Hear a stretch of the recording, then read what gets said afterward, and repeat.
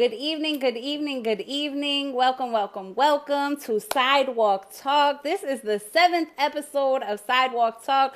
We are coming to Netflix sooner rather than later. Just kidding. So this is the 7th episode of Sidewalk Talk. This is an online platform where we have real talk about the streets of Newark, New Jersey to gain insight, right? To clarify misconceptions, and to get a call to action from frontline workers here in the city of Newark, New Jersey, right? So we gain insight just by having nuanced conversations and unpacking truths that are not often being discussed. We gain insight like that. We clarify misconceptions about groups of people who are often misunderstood or unheard, right? And there's a lot of assumptions being made about different groups of people. So we look to clarify misconceptions here on Sidewalk Talk. And then we try to lift up local organizations, right? If we're getting a call to action, we are talking to the organizations, the folks with boots on the ground, doing the amazing work in the city of Newark, New Jersey, right? If you don't know about our city and the work that we are doing here, I don't know, you better get familiar, right? Because this city is doing amazing work, and there are people who belong to organizations or founded organizations that are doing the work. So those are the folks that are giving us a call to action. No offense to emails and meetings, right, family? But it's time to move a little bit on to action. It is action time. And so here on Sidewalk Talk, we talk about getting a call to action. What do we do, right? So I'm your host, Aaliyah Berry. For those of you who may not know me, let me take this opportunity to introduce myself. So I'm a licensed social worker here in Newark. I have 20 years experience working with ages 0 to 60 in a variety of settings. So I have worked in daycares and schools and group homes and shelters and after school programs and summer camps, correctional facilities, just kind of working in a variety of different places with a variety of different people. And so I'm a community-based social worker. And so what that means to me is this thing is a lifestyle. Okay. Social work is a lifestyle. And so oftentimes that happens outside the four walls of an agency. It doesn't always happen 9 to 5. And so our guest today will talk about that too. Like the work out here is a lifestyle. And so that is what community-based means to me. So I can find myself in baby showers and graduations, but also, unfortunately, at sentencing hearings and funerals, but goal setting at a sidewalk and getting hugs at a red light, right? So that's community-based for me. So I currently work as a consultant with Seeds and Berries, kind of doing strategy work through program development and training in schools, nonprofits, and the government sector. So you can keep in touch with me, Seeds and Berries, on Facebook, on Instagram, Aaliyah Berry on LinkedIn. You can find out more about my services on my website at seedsandberries.com.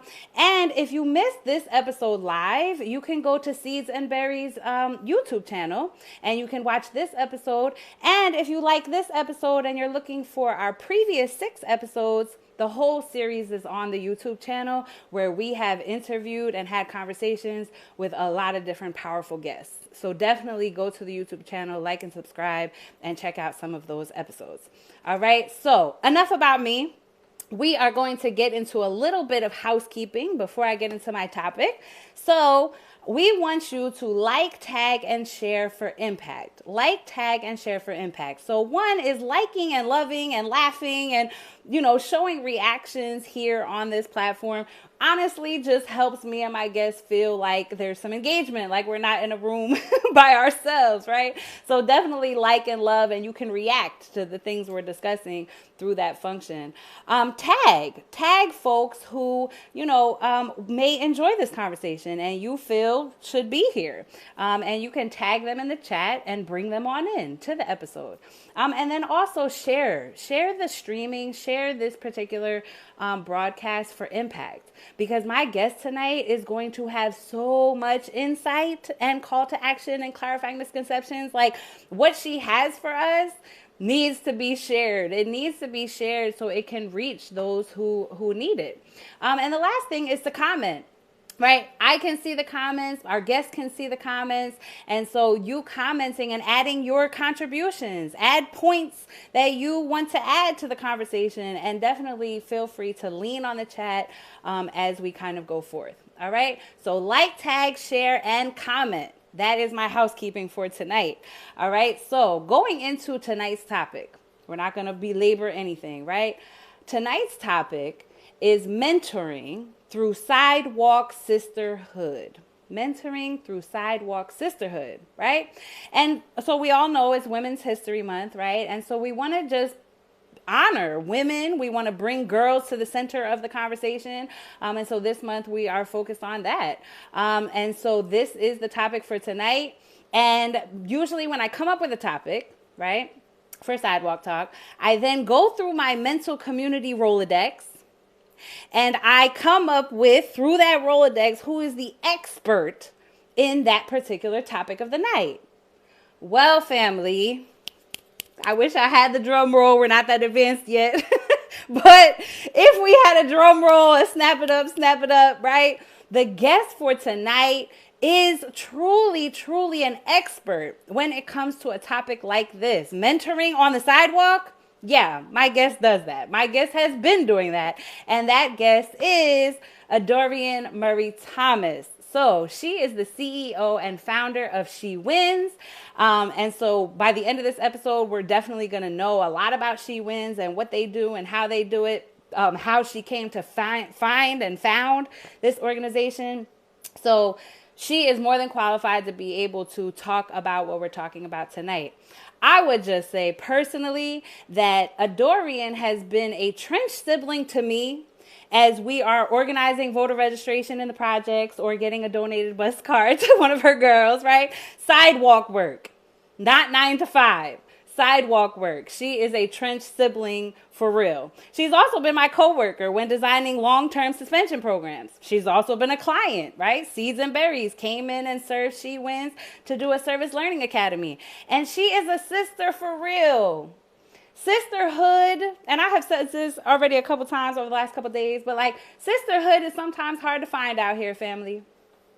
And Adorian Murray Thomas is a sister. She is humble, she is genuine, she is sincere, and so she is definitely a sister to me. And so we're not going to talk about sisterhood if it's not with somebody who honors the concept of sisterhood and that kind of relationship. So she is here, she is dynamic, she is humble, though.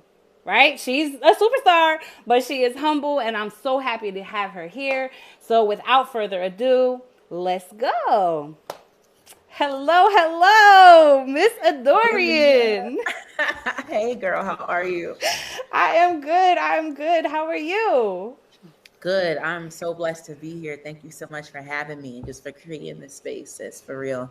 Absolutely. So let's just get right into it. We have a really dynamic conversation that we want to have. So let's just kind of get into it by you introducing yourself to the audience.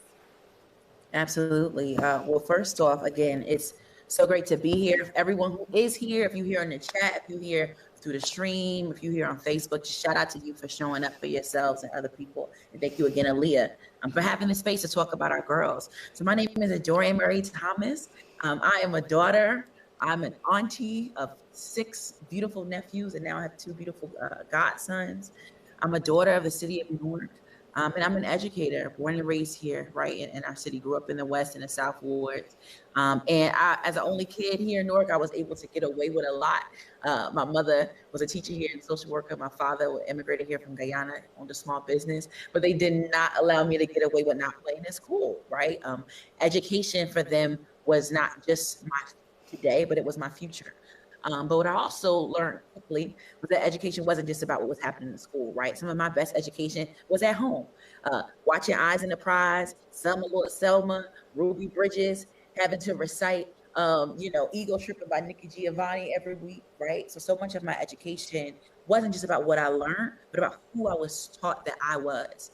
And that was a Black girl who rocked, because all Black girls rocked, right? And that was very natural to me. The other piece of my education too, frankly, Aaliyah, was specifically on this theme of like sisterhood, sidewalk, was that we as a people have to always show up for our young people. So I vividly remember some of my main kind of evenings at school. If I wasn't at JFK or doing clubs at my school, it was in my mom's classroom, right? When she was a teacher at 18th Avenue, sitting in the back of the room when she finished her PTA meetings, or it was in the back of her car when she was doing social work with YAP. and had to pick up kids who got kicked out of their group homes late at night, seeing her find a placement for them. So I also learned from an early age that it was our responsibility as a people to make sure that we not only created space for ourselves to define ourselves for ourselves, but help those around us have that space too. And so I really just kind of paid that forward, right? Throughout high school and college, organizing, doing mentoring work, tutoring work at my here in Newark, and when I went away to school for high school and college, but then also trying to create a space that was something that I didn't have when I went through one of my toughest moments as a kid, which was losing my father to gun violence when I was 7 years old. He was robbed and killed 2 blocks from my house on 18th Avenue in 2002. And while one of the things that I did have was that constant sense of support and love and from my mom, what I didn't have was this community of other girls that I felt like could relate to me. So I created SHEWins, which today is a leadership and social action organization serving girls who are affected by violence and other forms of trauma here in the city of Newark, so that they can know their power, know their stories, and use their stories to change their worlds and their communities. What's interesting, and then I know we got a lot to talk about, so I'm gonna wrap up my intro, but what we found about our work at SHEWins, our theme for the organization is she needed a hero, so she became her own. And that rests on this belief that our young people don't need to be saved, right? When given the tools and resources, they're going to save themselves. And so we create space for our girls to do that, for them to do a service project, social action work, and just being the change they want to see. And so that's the work that I'm proud of. I serve on the school board here in Newark. I was the youngest woman ever elected to that position at 23 years old in 2019. And I'm all just about creating space for our young people, just like my village here in Newark made space for me. So I'm so happy to be here and to be a sister with you in the movement. So I appreciate you. I also and although I've heard pieces of that, right? I think even for this platform here and for our topic, you talked about the organic learning that happened from day one, right? And That's not right. necessarily through systems. And so, like, we talked to Larry Ham about the Amistad Act, right? And instead of waiting for systems to no, your mom, your father, your family, your That's right. community was from day one in the back of the car. In the Like, back right? of the car. Right. And on the sidewalk, either the literal sidewalk or the figurative sidewalk, right? So just that learning through the organic pieces, and then, hey, we do need a system, so you created your own, right? She needed a hero, so she became her own. And then at that point, it's about system building. So we appreciate that. So we're going to get right into clarifying misconceptions, because that is Sidewalk Talk, is about clarifying misconceptions. And so there's a lot of assumptions being made about groups of people, and sometimes based on their decisions, sometimes based on data, right? People making assumptions from afar without really understanding these groups that we're talking about. So many who serve or mentor girls in our community would say that there's so much more to be supported than meets the eye. So the girl is there, she presents, you'll describe this, but like how she presents, and then what do you see underneath what meets the eye, and how do you kind of see this idea?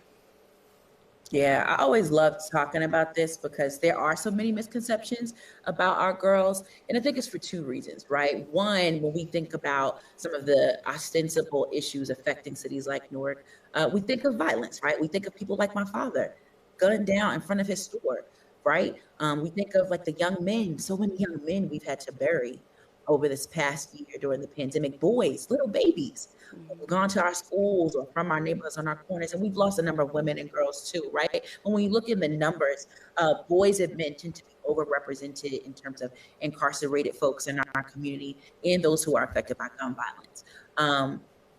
Conversely, right, when we look at our girls, right, girls are overrepresented in those who are doing exceptionally well in school, right? So when you look at a lot of the valedictorians and salutatorians at our middle and high school girls, they're young women, right? Even if you look in the aggregate across the country, the most educated group in the United States is Black women, right? They get in degrees, they get diplomas, get PhDs. And so when you look at this big picture, you're like, well, dang, well, obviously it looks like our boys and our men just need to be talked about more because they're suffering more, right? But when you get to your point of clarifying the misconceptions, look a little bit closer at these numbers, things actually aren't that rosy for either group, but definitely not the girls, right? Our young women are actually going to prison, both juvenile justice and the actual prison system, at far higher rates than they ever have. They're being suspended at higher rates than they have compared to both their white counterparts, but then even compared to Black boys, the rate at which, right, that it's increasing increasingly, or rather exponentially. And then also too, when you look at just the data in terms of like who's affected by different forms of violence, right? From various forms of sexual violence, etc. Girls are often not only overrepresented as being affected by various forms of violence, but also those who get the least number of services.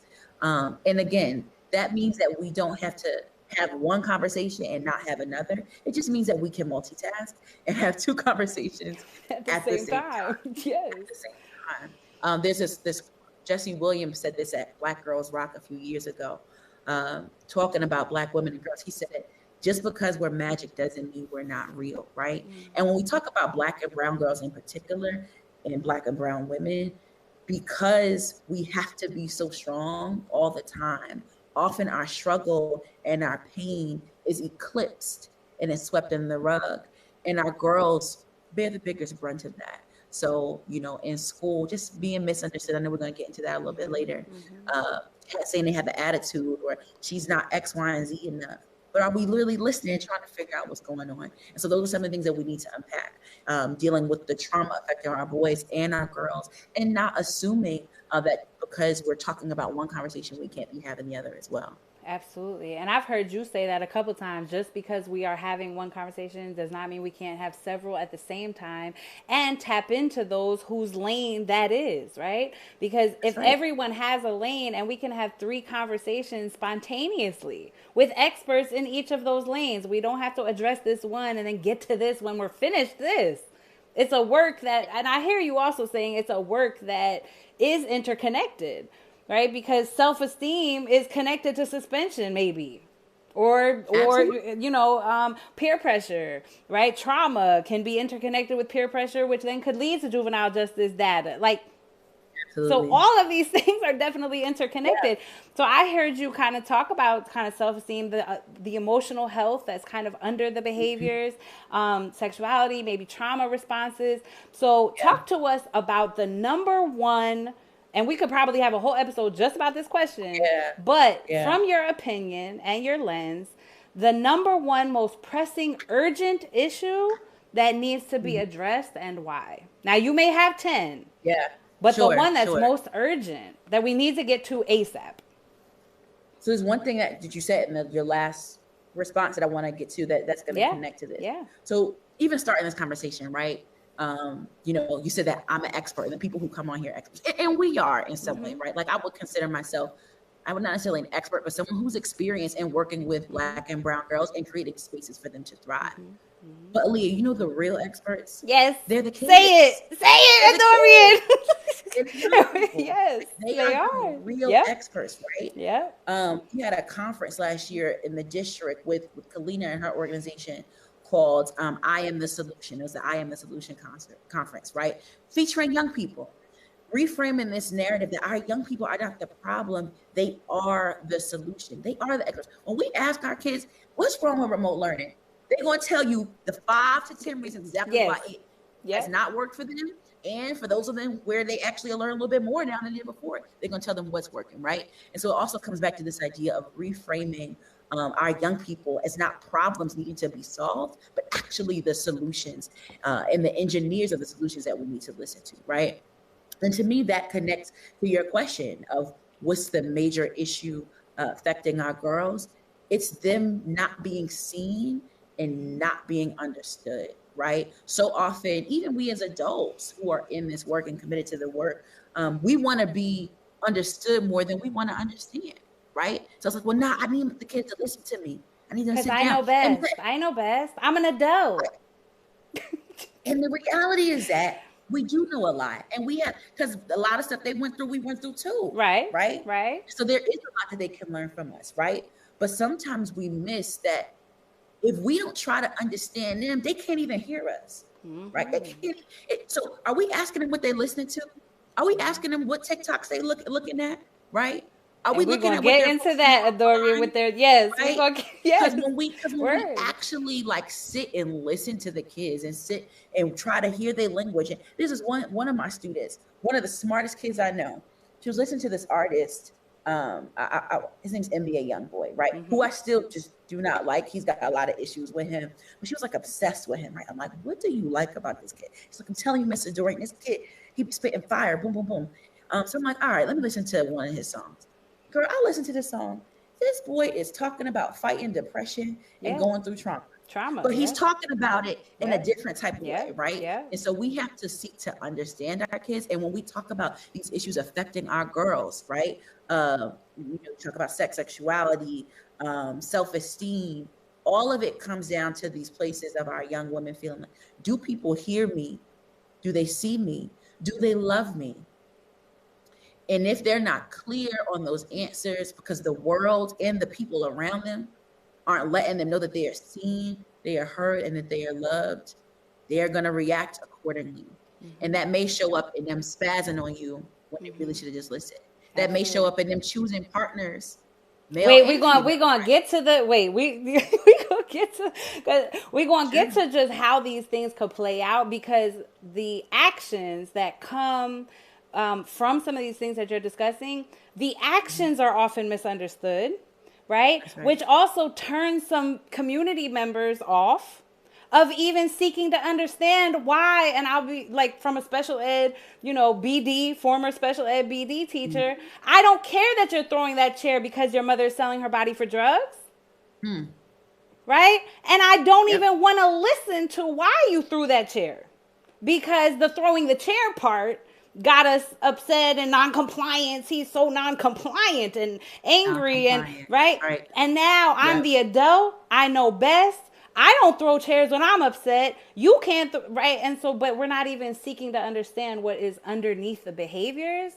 But also the piece that, and I think let's bring up music later when we do talk about speaking their language, and we go deeper into that. Now, you just touched on it, and that has to be touched on ASAP.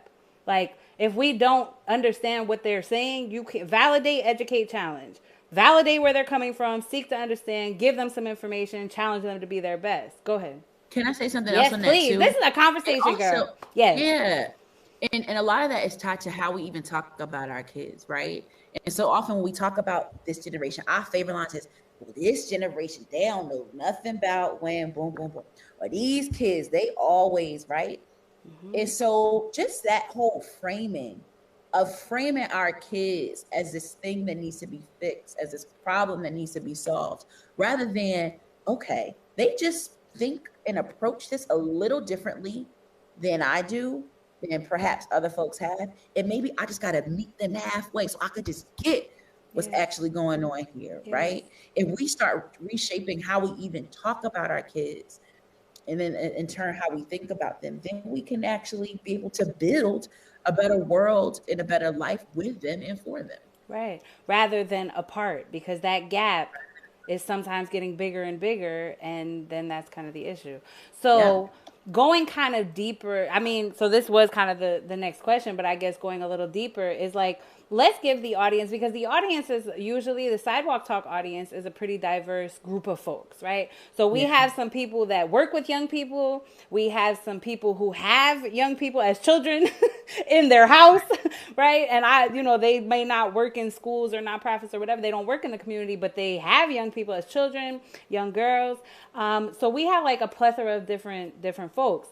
When we talk about trauma and trauma responses, that are often misunderstood while supporting that girl. So I'm her mentor, right? I've been mentoring her for several months, and all of a sudden this particular behavior comes, like an action, and just help us better understand what we are looking at when we see it, so that we're not misunderstanding it. Yeah, I mean, so you and I, we work together at OIN, and particularly really closely with the restorative program, right? So for our kids in the district who were suspended, making sure they just weren't out of time, spend time on the street, but actually got some social emotional services and opportunities to restore the harm.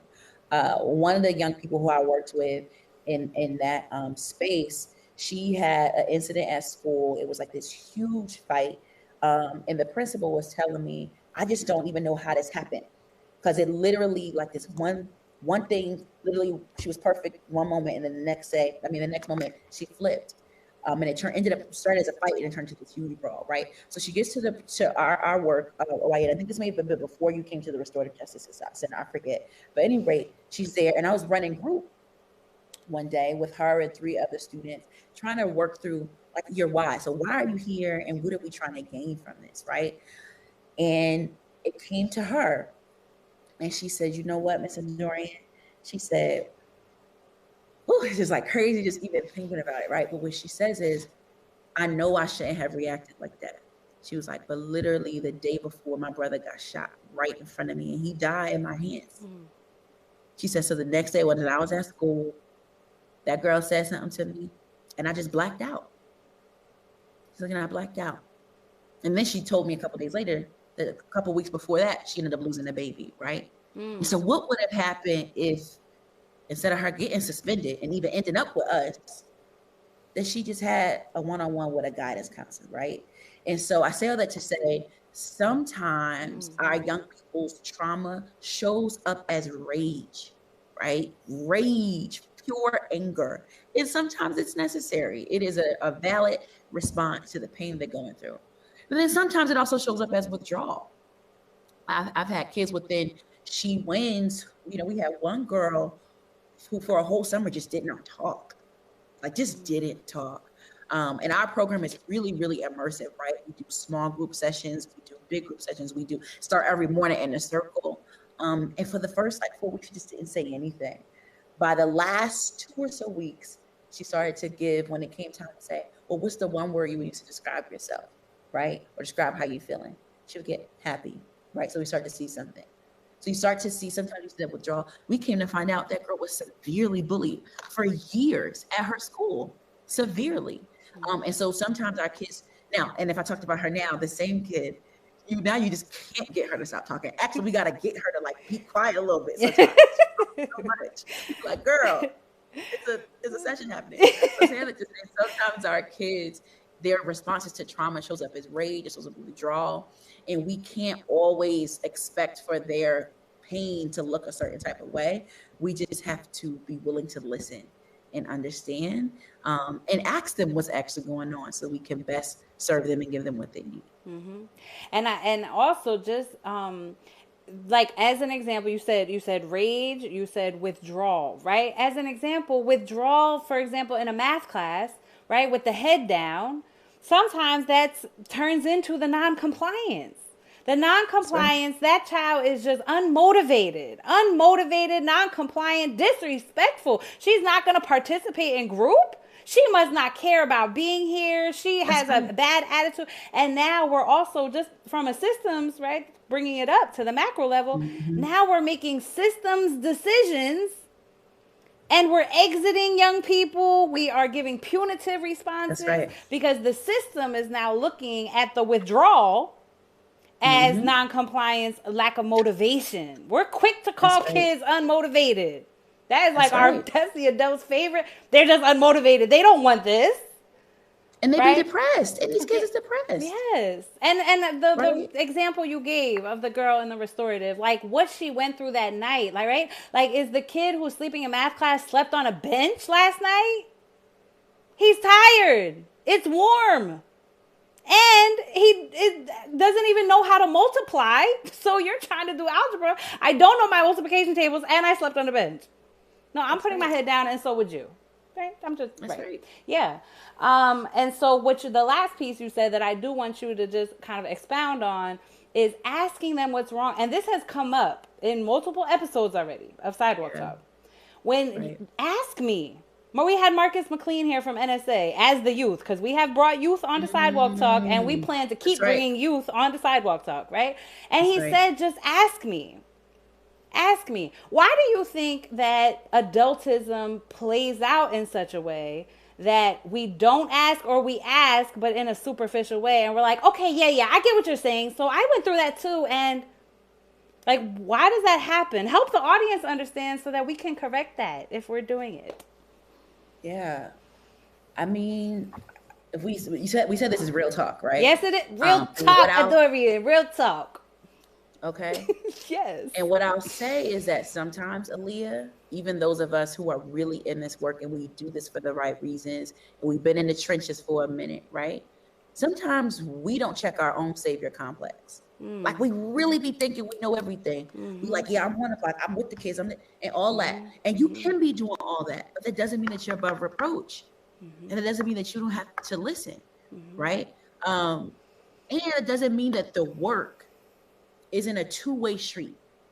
So my best experiences running our leadership program in SHEWins is when I am leading this work with my kids. If you come to a SHEWins program, and you know this because you've worked with us, almost half of the day is youth run. Our girls are running morning group, running our morning sessions, running our reflective prompts, right? We are creating our program even before it starts, based on surveys and focus groups with our young people, asking, well, what do you want and what do you need from the work? It's not just about what I think, because I've been doing this for X number of years and I got these number of degrees and I seen this growing up and I also lost friends and family, right? Nah, like it's also about us being humble enough to recognize that we don't know everything, and that's okay. And that our young people are the experts too, right? And that when we prepare them now to have a seat at the table, that's what allows them to be ready to have a seat at the table later, right? Yeah. I'll give a quick example on that. Just this week, I was on the phone with one of my students who's been with me since she was in 6th grade, her principal and her teachers coming up with a plan for her to get her grades together because she's been really struggling with remote learning. How are we able to do that? Because she texted me a week ago and 3 weeks ago and said, look, Mr. Dorian, I'm having issues with my English class and my probability class. Can you help me set up some meetings so that I could get better? She told me that's what she needed. So I called the principal. He put the teachers on the line. She advocated for herself for what she needed. You know how she was able to do that, Aaliyah? Not just because I'm amazing, right?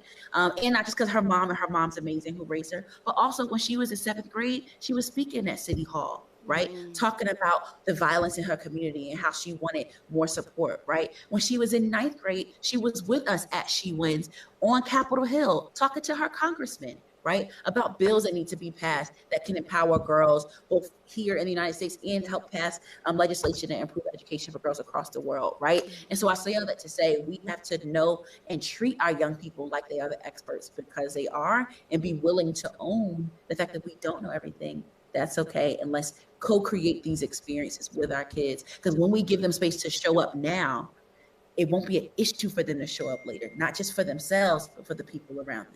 Absolutely. Absolutely. So I see a couple things in the chat, like people just agreeing with the savior complex, right? And so the analogy that I often use to kind of explain why maybe some folks don't do this is you are in the passenger seat of folks' cars. You are not driving the car. You are not driving the car of people's lives. This is their life.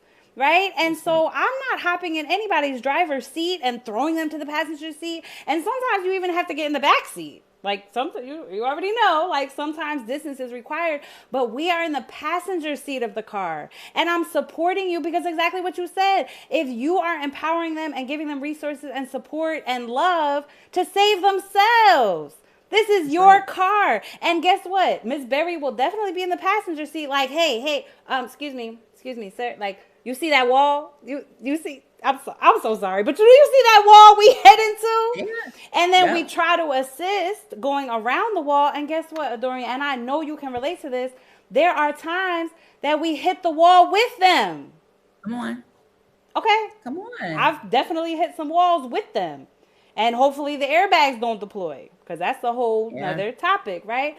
But I think that why people are like, if you have ever taught somebody how to drive, being in the passenger seat, when somebody literally, I'm not talking figuratively, but literally, when you're in the passenger seat teaching a young person how to drive, I've done that with a mentee of mine.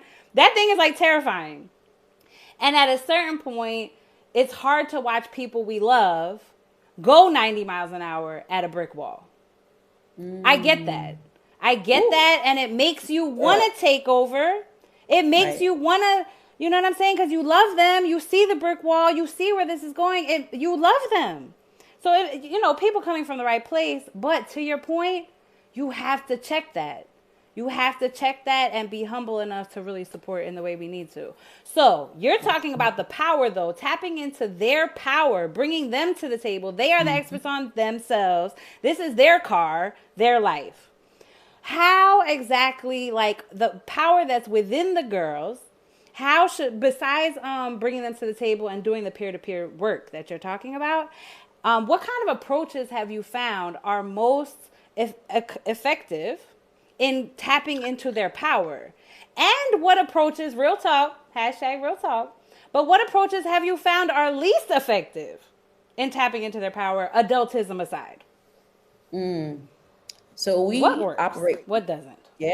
Yes. So I'm gonna start with the first part of that question. What didn't work? And that was, my first year starting SHEWins. I was 19, sophomore in college. I had written the curriculum for SHEWins maybe 5-6 months prior, and I knew it was perfect, right? The first week we were talking about Black women heroes in Newark. The second week we were going to talk about Black women power in the whole country, and like it was all about like this Black women kind of agency, and it was dope, right? I come in though in our first week of the program. Mind you, we was at Centerfolk for Girls on Hayes Street, right? So, and the pool was right there. So we a couple days at the end of the week, we would go to the pool. This is maybe the third day of the program, and we're getting ready to go outside. And I have 12 girls, and 8 out of 12 of them are like, I don't know if I want to go outside right now because I don't want to get too Black. And I immediately was like, oh, hold up, pause. Let me redirect. I'm out here designing a curriculum, talk about all these Black women across the country and in our city who are amazing. And my girls think that they're ugly. And they think that if they go out and they're out for too long, then they're going to be uglier. Right?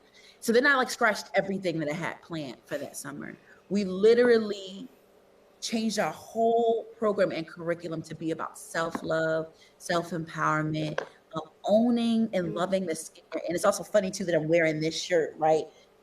Black skin, Black nose, Black lips. We had the girls creating vision boards filled with different Black women who they admire, starting off each day with affirmations talking about what they love about themselves. And I say all that to say because we can't get our young people to a place where they feel empowered enough to change and empower others if they don't have the tools to say that they love themselves and that they love who they are, right? And so that's the first thing, right? Really focusing on self-love and self-esteem as the nucleus for social change, right? Because if I love myself and I know my own power, then I can help other people know theirs too. That leads us to the second thing that we really focus on at SHEWins, which is social action and service. Making sure that our young people know that they are not powerless to the things that brought them to us in the first place. Right? So they are not powerless to the violence that may affect their community. They're not powerless to the traumas, but they can actually be a part of making sure that those things don't affect people again, right? So designing a curriculum, and you were a part of this, right? In 2018 and 2019 for us, where our girls are actually leading social action projects in the community, right? Where they're going to the youth house and running a group for students. Yes, they did. Yes, they did. With their incarcerated peers. Yes, they did, Adorian. Yes. We got teenage girls in Newark running groups in the youth house. That's right. About trauma and how to move forward. Like, that's serious. Yes. That's heavy, right? And then the first thing, like I said, self-love, social action, and then lastly, the sisterhood. How do our girls be able to come together, right? And know that they are powerful, more powerful together, know that they have somebody to talk to that they can relate to. A lot of our girls have been traumatized in their life by other girls. Right?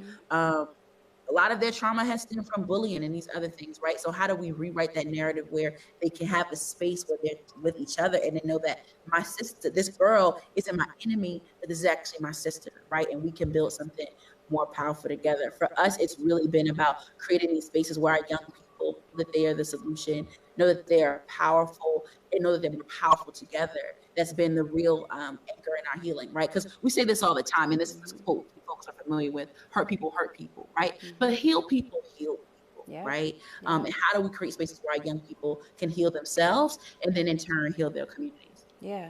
So I just want to lift up that you heard the comment from your young people at the pool. And you threw out the whole summer, Adorian. Like, we have Girl. to lift that up. We have to lift that up because, again, from the macro systems level standpoint, are you prepared to throw out your entire 12-week summer camp off of a comment and several comments that whoever you're serving, the comments they made? You could have stayed on that programming, Adorian. You could have been like, you could have had a conversation real quick. No, that's not true, baby. That's not true. You're beautiful. Come outside, but whatever. And then gone back to the programming you prepared. But no, like, so that's the flexibility. That's the humility. That's the, gotta regroup based on what the young people are telling us and listening. So just quickly going back to language, right? What if I don't know? And this has come up on the episodes too. It's like, okay, you want me to talk to young people. You want me to seek to understand them. You want me to validate their experience. You want me to show empathy. I don't know what was it? XYZ young boy? Right? It's NBA young boy. Let's also be clear. Right? But like, I don't know their music. I don't know their lingo, but I do care. I don't know how to speak their language. And when I approach them, like, our languages are missing each other. Like, what do you speak on that? How do we overcome that? That's layered. I think often it's just like the effort, right? So young people recognize when you're trying to hear them, when you're trying to be there for them. Girl, I can tell you and the name of the label and the opposite. Exactly. Because the opposite sometimes louder, right? Yes. And then it's like, oh, I see how you come in from the jump. I can't even hear you anymore, right? But our young people also know when they're being loved and when someone is trying to love them and trying to understand them, and it's coming from a genuine place, right? Yeah. So I can't tell you the top 10 trends on TikToks. I can't tell you more than 2 NBA YoungBoy songs. I can't tell you who, a bunch of songs from the New Jersey club dances. I don't know those anymore. The last Jersey club dances that were popular in 2012, right? When I graduated high school. So like, I can't really get down with the kids the same way that I used to, right? But they know that when they tell me about it, I'm listening, right? They know that, we actually just a couple weeks ago, we had a funder buy out the screen, buy out a theater to go take the kids to see Judas and the Black Messiah, right? Yes. And the girls loved it. We were able to take like 20 girls. They loved it. But because I also listened to them and like what they're into, once the movie was over, I had looked at the soundtrack for the movie, right? And I looked at some of the people who were featured on the soundtrack, and a bunch of it were these local Chicago artists who I don't really listen to that much, but a lot of our kids do, right? So mind you, they already loved the movie. But when I told them, you saw Pooh Shiesty is on the soundtrack, and G Herbo, they said G Herbo on there? Yeah. Lil Durk on there? Pooh Shiesty play that, right? Yeah. And so you just have to try. And the kids respond to the love. They respond to the effort. And that makes all the difference. Absolutely. Because I don't want any audience member to dismiss themselves and say, well, they know how to speak the language. I don't. They're saying language is super important. So, you know what I mean? Like, I don't want any audience member thinking that they can't. But to your point, your heart, your sincerity, how genuine you are to truly understand where they're coming from, where they've been, where they want to go. Young people will see through that. And if, and then what we said opposite. So I'm trying to decide. I think that let's go here and then we'll talk about the last one last. So from a macro perspective, right? Let's go 30,000 feet up. What does the community of providers, so like we've talked here on this show about the landscape of social services during COVID with the great and mighty Amina Bay, Newark Emergency Services, right? We spoke to her about the full landscape. So when you look at the community of providers, you look at the community of organizations, the constellation of organizations doing this work. Specifically, let's talk about girls, although you work with all young people, but the girl work. Like, what does the community need to do to effectively move this work from your perspective? Well, the first thing is we just have to be in conversation more with each other, and we have to partner more, right? And so that looks like coalition building. That looks like all the girls' organizations coming together and saying, look, let's have a united agenda. These are the key things we're working on. These are the ways we want to tackle these issues. Here's how we can partner and gain resources to actually solve those issues, right? And so that looks like less working in silos and more partnerships, right? We talked about this a lot before about how New York is a place where a lot of people are doing a lot of dope work, but we don't always work in concert enough, right? And part of that is because sometimes we don't always feel like we have the luxury of doing it because the work that we're doing is so like intense, right? That we can't even focus on partnership because we're trying to make sure these kids is fed. Right. And these kids got laptops so they can actually go to school, right? So I get all that, but we also have to make that space and time for coalition building. And I personally have been in conversations with a number of different girls organizations in the city. And my goal is this by the end of this year to really continue to build up and more momentum in that space. So that's the first thing, coalition building. The second too, and just real quick on coalition building, it also means just like working with different people, right? So you mentioned Amina Beg, right? Director of North Emergency Services. Her organization has been like a lifeline to us during this pandemic. Because I mean, for 80% of this pandemic, and I think that all of us can relate, so much of what we've had to provide our young people and those we serve have been the basics, right? Letting them know about rental relief opportunities, actually physically bringing them food and meals and packages. Because this has had like real impact on lives, right? And so it's been because of our partnerships with, New York Emergency Food Services that we're able to provide groceries to our families. So because of our partnerships with New York One Stop, right? We're able to help our kids get these jobs, right, that they need to help support their households when their moms lost some hours because of the pandemic, right? It's been because of our partnerships with a Mentor North, right, where we're able to get laptops for our kids who need it during remote learning. It's about all of us working together collectively so that we can build better and more opportunities for our kids. And then the last thing I'll say too on this is that we need us everywhere. We need us in the boardroom, the classroom, the sidewalk, the state house, the legislature. We need us protesting, writing, calling, organizing. There is no space that we shouldn't be at, right? So we need all of us who are about this work everywhere. And it can't be us. It has to be our kids too, right? And so I'm always about this question of how do we better center the voices and lives of our young people in our work? And that means that they aren't just supposed to be the ones being served, but they're supposed to be doing the serving, right? And the advocacy and the crafting of the solutions. So that means us bringing our young people to the board meetings with us, right? I'm an elected school board member, and I'll tell you, when there's nothing I love more than having my young people come up to the mic and let me know what's going on, right?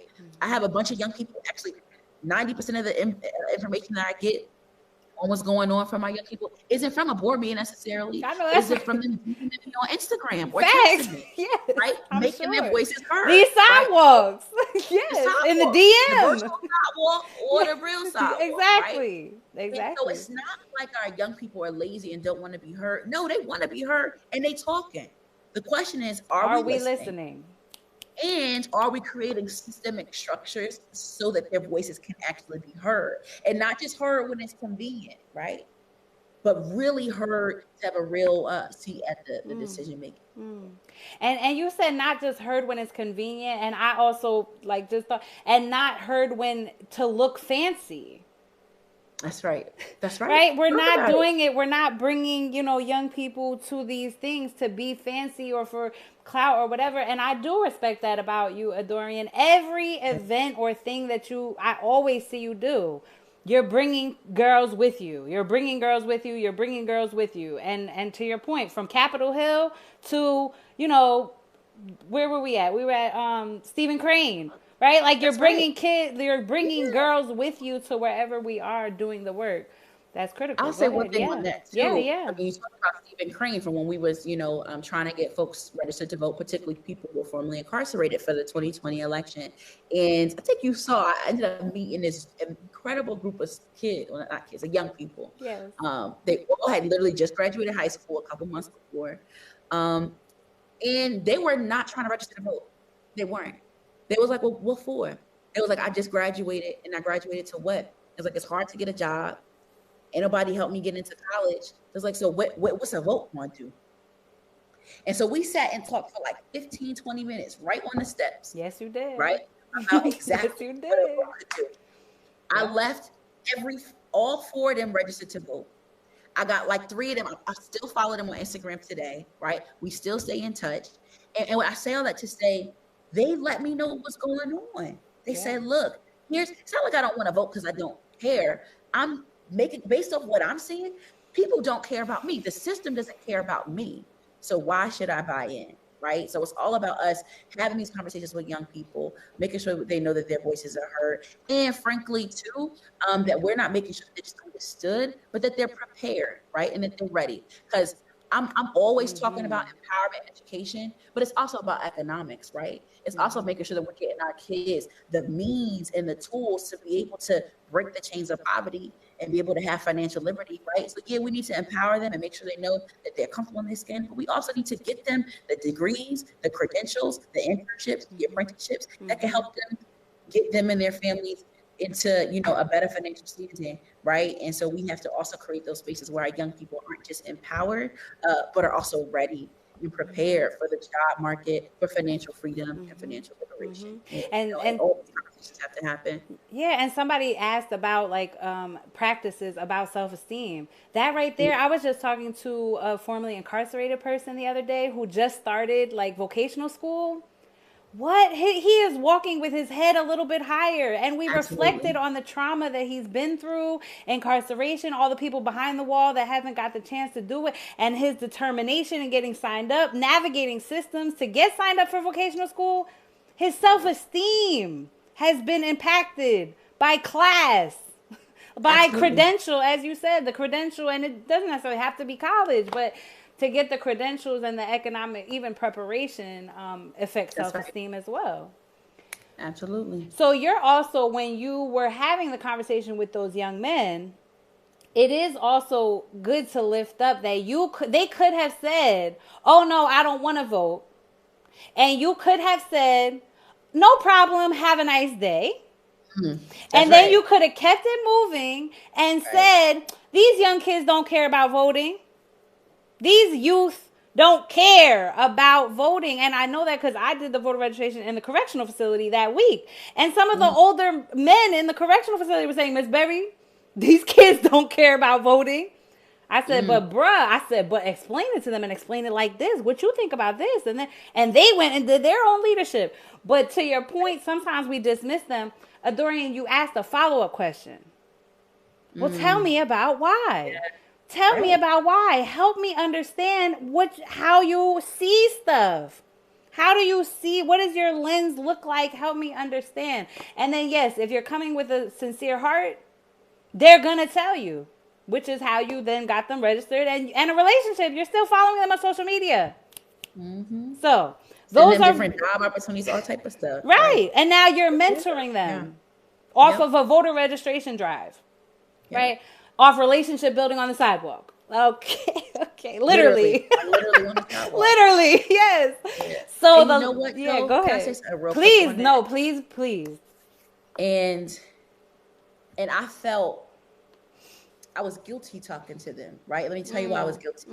They graduated from Newark Public Schools 4 months ago. And they told me, they said, I knew where I was graduating from, but what was I graduating to? Right? They graduated into a pandemic. They graduated into a place where they felt like, they could work, but they wasn't going to get paid what they deserved. And they had a high school diploma, but what did that mean really? Right? And what doors are that really open for them? And so I wasn't leaving it just pat. I mean, I felt good that I was able to get these kids registered to vote. I felt good when I told them that I was only like 24, and they was like, "What? You my age?" And then they saw my sneakers. They was like, "Oh, those such and such."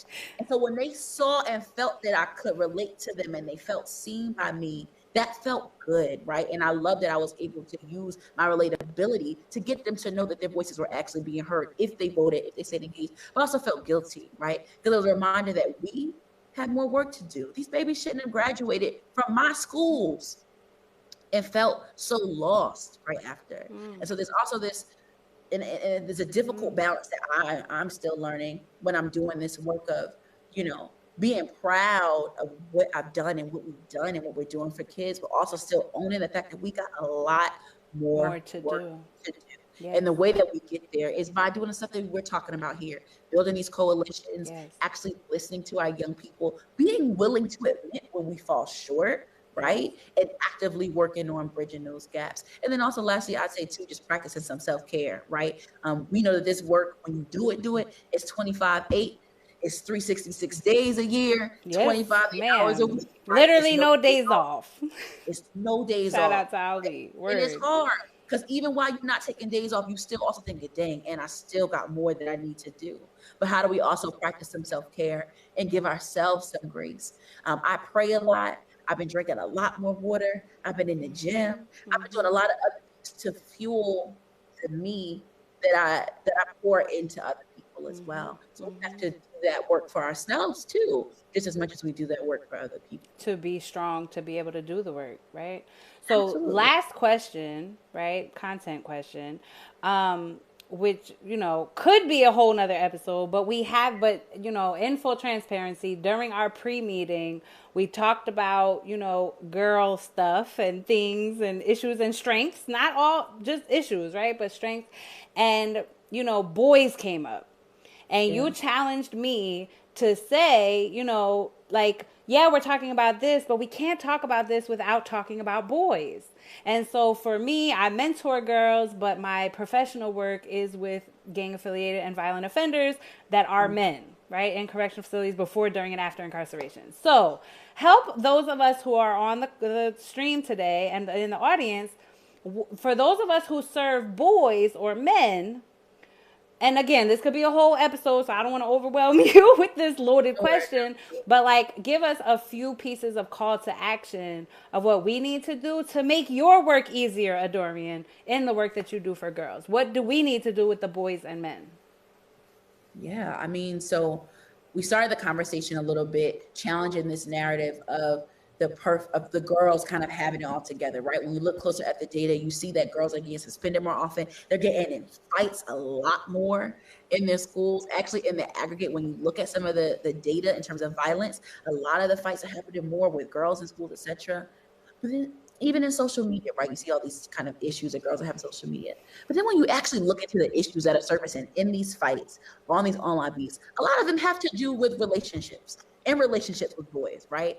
And so to our point, we can't talk about the issues facing girls without also talking about the boys, who they are dating, who they are friends with, who are their brothers, right? And who they are interacting with. And so I think when we're talking about our young men, there's a couple things that have to come up. The first thing is just dealing with toxic masculinity, right?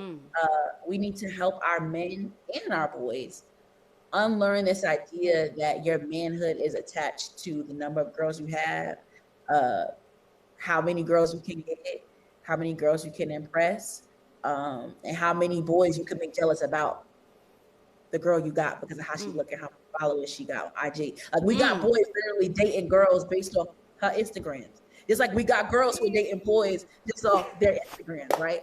So both Dang, our Adorian. boys and our girls are coming into these relationships and situationships from places of brokenness and depletion. And they're just breaking and depleting each other and not even knowing. They think it's cute. Actually posting stories about, yeah, this such one's wise, but that's my boo. Yeah, that's such and such, that's my girl, right? So our babies is broken and they don't even know it. And part of it is because they're seeing us as the men and the women also in their lives being broken with each other and not knowing it too, right? So one, we have to tackle these issues of toxic masculinity and how they show up in terms of how boys with other boys, right? We talk about like locker room talk. You got a president condoning locker room talk, right? No, that's actually toxic, right? So how do we help our boys learn how they deal with each other and then also how they deal with other girls? And then second leads to consent. Like that's a whole nother conversation. We can start talking to our boys about consent. What that means, what that looks like, right? That's like real uncomfortable conversations. I run a girls organization. I've worked with hundreds of girls over the past 5 years. But I have 6 nephews and 2 godsons. My oldest nephew is about to turn 13 this year. I held him in my hands days after he was born. I got to start talking to him. right? I had one nephew, he had an issue in school about something crazy that he said to a girl that I think he probably saw something on YouTube, right? And he said something ridiculous to her. And I had to talk to him. I said, well, what did you mean by that, right? So we have to have more conversations with our boys before things become a problem, right? For them to better understand what it means to be a boy, what it means to be a man, what it means to ask for permission on all things, right? What it means to say that just because you like a girl don't mean you could push her and like show your affection for a girl by pushing her, being rough. Like that's not always how you show affection, right? And so, it's a long conversation, but we just have to have more conversations with our girls and our boys so they can both come to each other from places of wholeness and not places of division, so they can build whole lives with each other. Absolutely, because that and I think that to work on their healing, right? That's right. Like because they need to be whole and healed so they're not walking into or bringing, as you said, the depletion and the toxicity into the relationship, right? So like to continue to work on healing them. Yeah. And it's going to be hard, right? It is hard work. It is hard out here. Reality TV, we have whole markets, multi-billion-dollar industries running off these ideas that the only way to be a boy is to have a certain number of girls and a certain amount of money, and to be a real man, right, is to fit this certain criteria. You can't cry, you can't show no emotion. Yeah. You can punch a punching bag, but you can't tell somebody how you feel. The only way to be a girl and a real woman, right, is to have your sexuality be your only form of currency. So we have a lot of unlearning as a society and as a culture, because our kids are consuming these images from YouTube, from IG, from everywhere. And so it's not going to be easy because we got all these other things trying to teach our kids about what they should and what they shouldn't be. So that means that it's even more important though, because if we don't have these conversations with them, somebody else will. Right. And if that somebody else is an ad on Instagram or an ad on Facebook, if it's not that, it may be another friend who is misinformed and who's going to give them misinformed information too. Right. So we as adults have to get comfortable being uncomfortable with the types of conversations we have with kids. Yeah, we could tell our kids, you shouldn't be singing WAP, right? But let's unpack that. Right, so we're going to singing the song WAP. Yes, let's unpack that. What our issues are with the song WAP, and then let's also talk about why 99% of all the other male songs that are on the radio is talking about the opposite of WAP for a boy, and how that's what actually makes him a man, right? And so there's some double standards we need to unpack. There's some real uncomfortable conversations we need to have, and that's the only way we're going to achieve some growth and healing. And that's that real talk. And you're saying adults, and then I see Mr. Omar McAfee, right? OYM, former advocate counselor, but like strong men.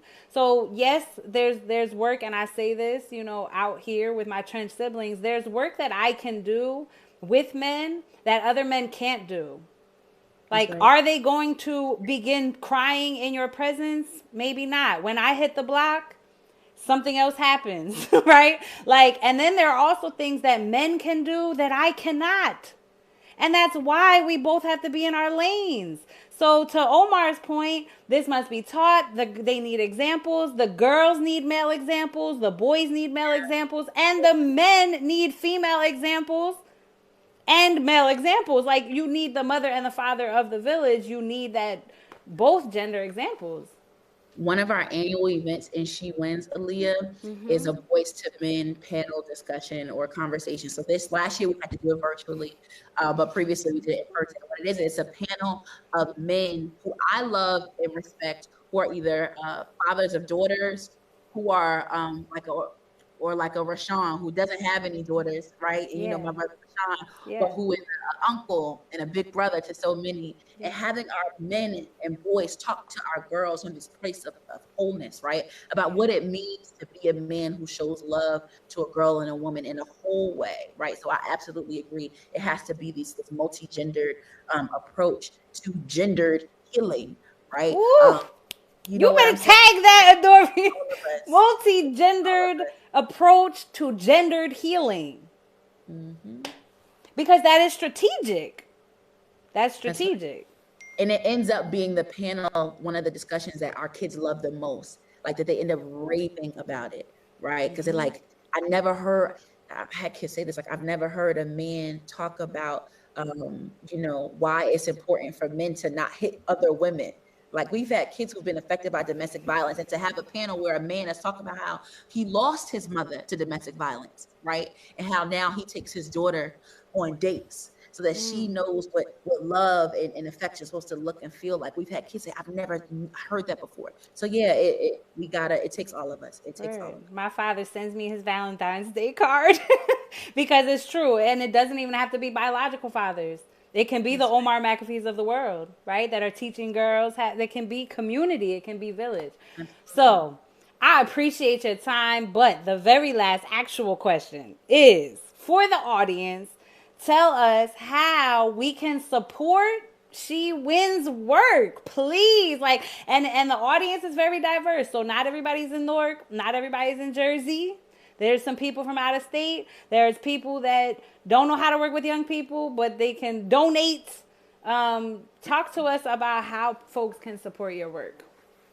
Absolutely. So I would say three things, right? When we talk about donate, you can donate your funds. That always helps. You can donate your time.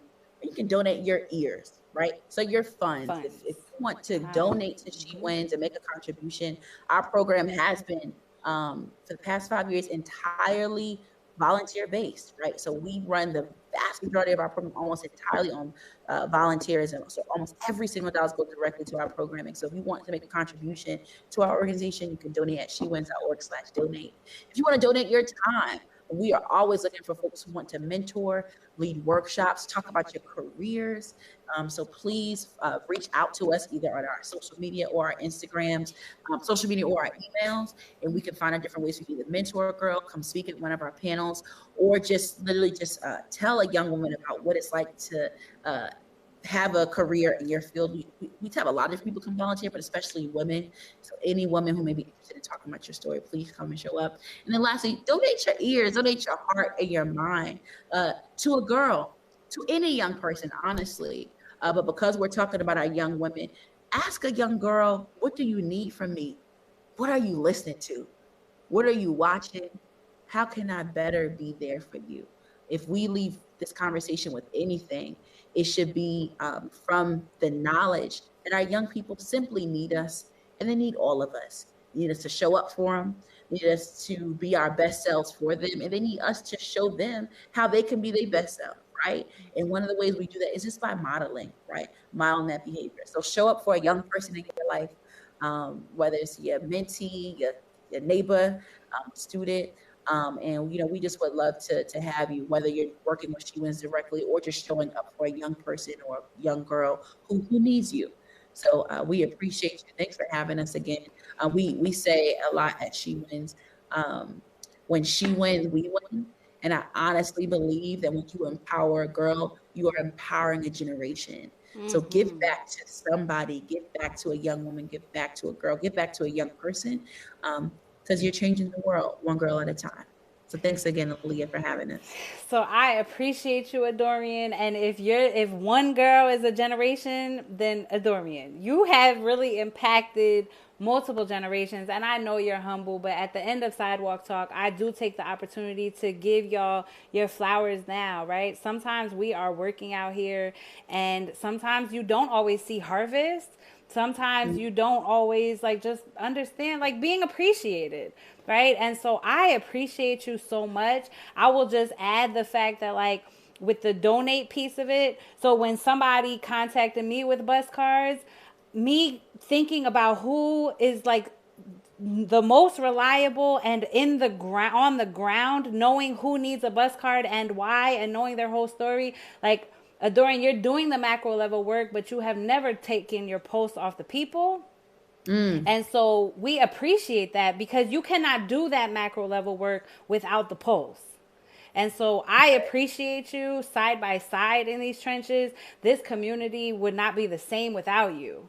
You are an asset to this community, obviously homegrown, but you coming into your, as you grow older, and as we all grow older, but the community appreciates you, the sidewalk appreciates you, and I appreciate you for this time sharing with us today.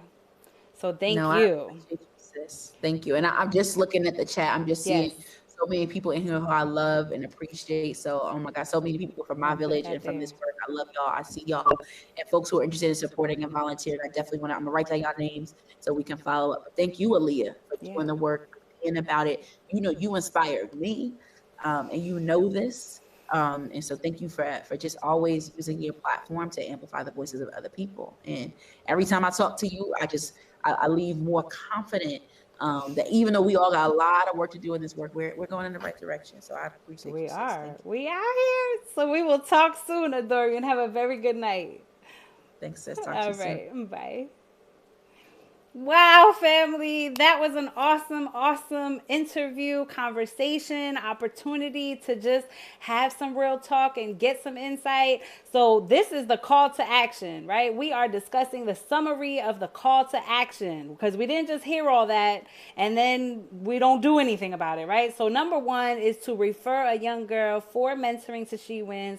We posted up all the different opportunities and ways that you can donate time. She said funds first, right? Somebody sent bus card money, and that was a big deal for the SHEWins girls, right? So if you are not able to do time, or you're not the one that feels comfortable outside on the sidewalk, funds. Family funds definitely help push the work along. So if you feel led to do that, you can donate funds. Number two, she said donate time. I saw in the chat about a workshop, a career day. If you want to mentor a girl and get connected to SHEWins and mentor a girl, the platform that's there. It's there. It's ready. It is ready for you, right? And then, so she said, and your ear. She said, give your heart, your ear, the sincerity in how you are approaching this work. If you're a provider, let's coalition build. Let's engage in partnerships so that we can share data. We can share best practices so that we can be as strong as we possibly can together. So other kind of call to action items was to listen to young people, seek to understand where they are coming from, look underneath their behaviors. That's a big one for me. And Adorian is so good. She's always so good at explaining underneath behaviors and the language of young people. And sometimes we need to move to the side, check our ego, make sure that we're humble, make sure that we are staying in the passenger seat of the car. We are not the experts on young people. And therefore, if we're not the experts and they're the experts on themselves, bring them to the expert table. Bring them to the expert table so that they can be making decisions about their lives and telling us what they need. And if they're not prepared to tell us what they need, then let's teach them to go underneath their own stuff and figure out what they need and then give them the language to be able to do so, right? That is the work that we just kind of talked about. So that is the call to action. I appreciate SHEWins and the work that is happening. That is kind of our summary. But play your part, family. Play your part, because this audience is very diverse. There are people that are doing all kinds of work. And if we all play our part and stay in our lane and do our lane and then cross lanes if we need to and support lanes if we need to, sisterhood, brotherhood, sibling work, collaboration, and intersect lanes when we need to. So that is kind of our summary and call to action. My name is Aaliyah Berry with Seeds and Berries LLC. You can continue to find me and my work on Facebook and Instagram, also on LinkedIn. If you missed this episode, you can check YouTube on the YouTube channel Seeds and Berries, where you can watch this episode again, as well as the other previous 6 episodes that we have done. We've talked to a number of community giants that are doing the work. Anything else about my services can be found at seedsandberries.com. And we appreciate your support on tonight. And we will see you next time. The question is, when is next time? So next time is a special date and time. So it is not the 3rd Saturday of the month, although it typically is. It is Sunday, March 14 at 4 p.m. So Sunday, March 14 at 4 p.m. We are going to be talking to a local entrepreneur who She is a force to be reckoned with. Started from the bottom, now she's here. She is a role model for entrepreneurs here in this community. And so it's boss chick on the block, right? Insight from a local entrepreneur on March 14. That is Sidewalk Talk. My name is Aaliyah Berry. Thank you for your support. Have a good night.